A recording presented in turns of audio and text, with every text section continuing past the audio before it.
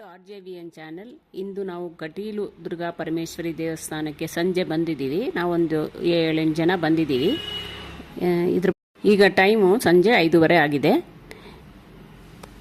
ಈಗ ದೇವಸ್ಥಾನದ ಇತಿಹಾಸ ಮತ್ತು ಮಹತ್ವ ಮತ್ತು ಅಲ್ಲಿ ಸುತ್ತಮುತ್ತಲಿನ ಒಂದು ದೃಶ್ಯಗಳನ್ನು ತೋರಿಸ್ತೀವಿ. ಮತ್ತು ಬ್ಯಾಕ್ ವಾಟರ್ ಕೂಡ ಅಲ್ಲಿದೆ, ಅದನ್ನು ಕೂಡ ತೋರಿಸ್ತೀವಿ. ಇದು ಕಟೀಲು ಬಂದು ದಕ್ಷಿಣ ಕನ್ನಡ ಜಿಲ್ಲೆ ಪ್ರೇಕ್ಷಣೀಯ ಸ್ಥಳಗಳು ಒಂದು. ಇದು ನಂದಿನಿ ನದಿ ದಂಡೆ ಮೇಲಿದೆ, ನಂದಿನಿ ನದಿ ದಂಡೆ ಮೇಲಿದೆ ಕಟೀಲು ಶ್ರೀ ದುರ್ಗಾ ಪರಮೇಶ್ವರಿ ದೇವಸ್ಥಾನ. ಇದು ಒಂದು ಸಣ್ಣ ದ್ವೀಪದ ಥರ ಮಧ್ಯದಲ್ಲಿ ಇದೆ. ಪ್ರತಿದಿನ ಸಾವಿರಾರು ಯಾತ್ರಿಕರು ಇಲ್ಲಿಗೆ ದುರ್ಗಾ ತಾಯಿಯನ್ನು ನೋಡಲು ಬರ್ತಾರೆ.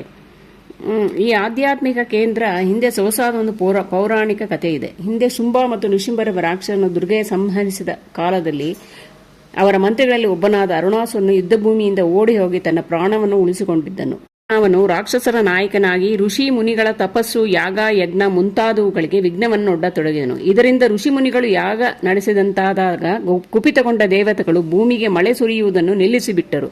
ಇದರಿಂದಾಗಿ ಭೂಮಿಯಲ್ಲಿ ಭೀಕರ ಕ್ಷಾಮ ತಲೆದೋರಿತು. ಎಲ್ಲೆಡೆಯೂ ನೀರು, ಆಹಾರಗಳ ಅಭಾವ ತಲೆದೋರಿತು. ಜನರ ದಾರುಣ ಸ್ಥಿತಿಯನ್ನು ವಿಚಲಿತರಾದ ಜಾಬಾಲಿ ಮಹರ್ಷಿಗಳು ದೇವತೆಗಳನ್ನು ತೃಪ್ತಿಗೊಳಿಸಿ ತನ್ಮೂಲಕ ಮಳೆ ಸುರಿಯುವಂತೆ ಮಾಡಲು ಒಂದು ಯಜ್ಞವನ್ನು ನಡೆಸಲು ನಿಶ್ಚಯಿಸಿದರು. ಅದಕ್ಕಾಗಿ ಅವರು ದೇವಲೋಕಕ್ಕೆ ತೆರಳಿ ಯಜ್ಞಕ್ಕೆ ಸಹಾಯವಾಗುವಂತೆ ಕಾಮಧೇನುವನ್ನು ತಮ್ಮೊಡನೆ ಕಳಿಸಲು ಹೇಳಿದರು. ದೇವೇಂದ್ರನಲ್ಲಿ ವಿನಂತಿಸಿದರು. ಆದರೆ ಕಾಮಧೇನುವು ವರ್ಣಲೋಕಕ್ಕೆ ತೆರಳಿನಿಂದ ಅವಳ ಬದಲಿಗೆ ಅವಳ ಮಗಳಾದ ನಂದಿನಿಯನ್ನು ಇಲ್ಲಿ ಹೋಮಧೇನುವನ್ನಾಗಿ ಕರೀತಾರೆ. ಅದಕ್ಕಾಗಿ ಮಹರ್ಷಿಗಳು ನಂದಿನಿ ಬಳಿಗೆ ತೆರಳಿ ತಮ್ಮೊಡನೆ ಬರುವಂತೆ ವಿನಂತಿಸಿದಾಗ ಅವಳು ಭೂಲೋಕ ಹಾಗೂ ಭೂಲೋಕದ ಜನರನ್ನು ನಿಂದಿಸಿ ಮಹರ್ಷಿಗಳೊಡನೆ ಬರಲು ನಿರಾಕರಿಸಿದಳು.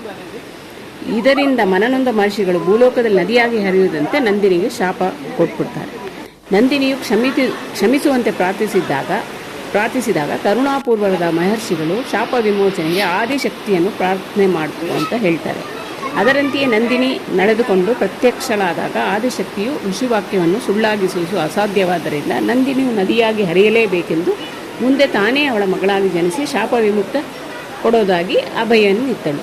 ಅಲ್ಲಿ ನಂದಿನಿಯು ನದಿಯಾಗಿ ಹರಿತಾ ಇದ್ದಾಳೆ. ಈಗ ನೋಡಿ, ಕಟೀಲು ಸುತ್ತಮುತ್ತ ದೃಶ್ಯಗಳನ್ನು ನೋಡಿ, ಬ್ಯಾಕ್ ವಾಟರ್ಸ್ನ ಕೂಡ ನೋಡಿ ಸಂತೋಷಪಡಿ. ಇಲ್ಲಿ ಕೂಡ ಅನ್ನಪ್ರಸಾದವನ್ನು ದಿನವೂ ವಿನಿಯೋಗಿಸುತ್ತಾರೆ.